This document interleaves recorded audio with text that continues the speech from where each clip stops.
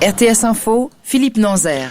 Coupable d'association de malfaiteurs terroristes et de financement du terrorisme, c'est le verdict que vient de prononcer une cour d'assises française à l'encontre de Hayat Boumedienne, la veuve d'Amédi Coulibaly, l'auteur de l'attentat contre l'hypercachère de la porte de Vincennes à Paris. C'était en 2015. À Paris, une correspondance d'Alexandre Abbé. Oui, alors tous les 11 accusés présents ont été déclarés coupables à des degrés divers. 6 d'entre eux échappent aux charges de terrorisme. Le dénommé Ali est le seul à être condamné pour complicité d'assassinat terroriste. Les peines n'ont pas encore été communiquées à l'heure où je vous parle. Le président du tribunal est encore en train de lire ce long verdict. Une lecture qui pourrait durer 2 heures en tout. Elle est rendue après 3 mois de procès et 48 heures de délibéré. Le parquet demande la perpétuité pour le principal accusé. Tous sont poursuivis pour leur aide logistique et clament leur innocence sur le volet terroriste, arguant ne pas avoir été au courant de la finalité du projet des attentats de janvier 2015. Malgré certaines zones d'ombre, le tribunal s'est donc montré convaincu par les longues et complexes enquêtes qui ont mis au jour le rôle joué par ces accusés dans ces actions. Merci Alexandre Abbé, vous étiez en direct de Paris. Toujours en France, ce qui est très beau avec la bureaucratie, c'est qu'elle ne connaît absolument pas le discernement et donc elle ose tout. Cette petite phrase vient de la maire socialiste de Paris, Anne Hidalgo, qui a raillé aujourd'hui une décision qu'elle juge absurde. En effet, en 2018, la ville de Paris s'est vue infliger par l'État une amende de 90 000 € pour avoir, je cite, nommé trop de femmes au poste de direction, c'est-à-dire 11 femmes pour 5 hommes. Le plus absurde, c'est que la disposition sur laquelle s'est appuyée l'attribution de cette amende a depuis été abrogée. Aux États-Unis, Mike Pompeo est en quarantaine. Le chef de la diplomatie de la première puissance mondiale a été obligé de se placer en quarantaine après un contact avec une personne positive au Covid-19. Plusieurs membres de sa famille ou conseillers ont aussi été diagnostiqués positifs, à tel point que la présidence américaine a été identifiée comme un véritable foyer de contamination. En Suisse, la situation est précaire à l'hôpital universitaire de Lille, à Berne. 90% des capacités de l'unité de soins intensifs sont occupées.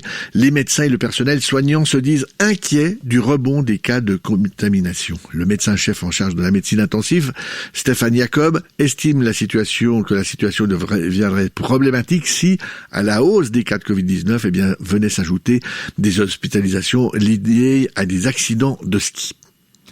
Les écoles ne seront pas touchées par les nouvelles mesures prévues par le Conseil fédéral en lien avec la pandémie. Alain Berset l'a indiqué très clairement cet après-midi en marge d'une visite à Neuchâtel.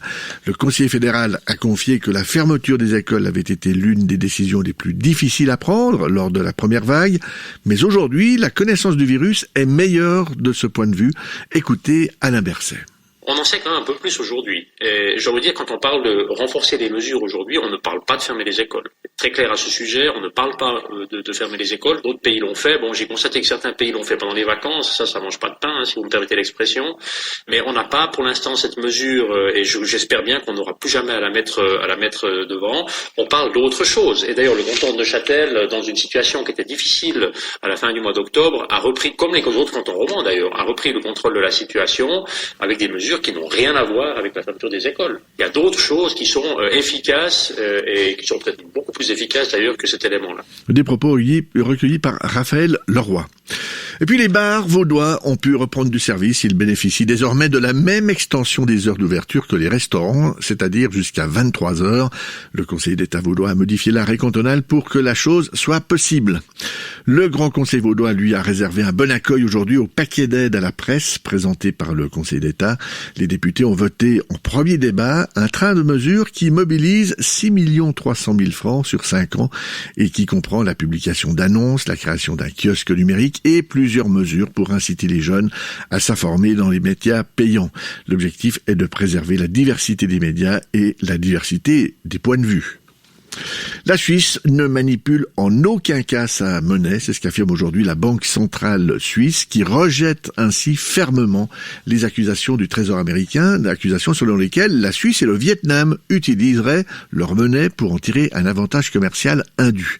Dans un communiqué publié cet après-midi, la Banque nationale suisse explique que, comme les autorités suisses, elle reste en contact avec les autorités américaines afin de leur expliquer la situation économique et la politique monétaire de notre pays. Fin de citation. Une bonne nouvelle pour les employés d'IKEA Suisse. À partir du 1er janvier prochain, le géant du meuble versera à tous ses collaborateurs, et à toutes ses collaboratrices bien entendu, un salaire minimum de 4 000 francs par mois. Ce montant correspond à une augmentation de 100 francs par mois, une évolution dont bénéficiera environ 200 personnes, soit 6% du personnel, principalement dans les secteurs de l'alimentation, du service à la clientèle et de la logistique.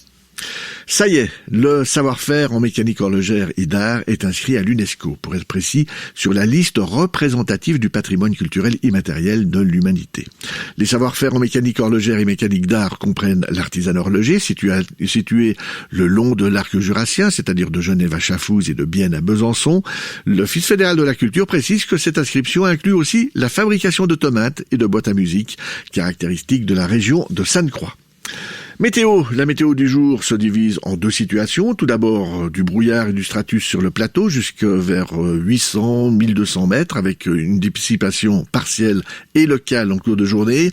Et puis au-dessus de cette couche, et dans les autres régions, le temps est bien ensoleillé avec quelques voiles nuageux ainsi que des nuages accrochés sur les crêtes du Jura. Côté température en pleine, pas plus de 6 à 11 degrés au meilleur de la journée. C'est selon l'ensoleillement. Mais le soleil vient de se coucher. La météo avec De Villars.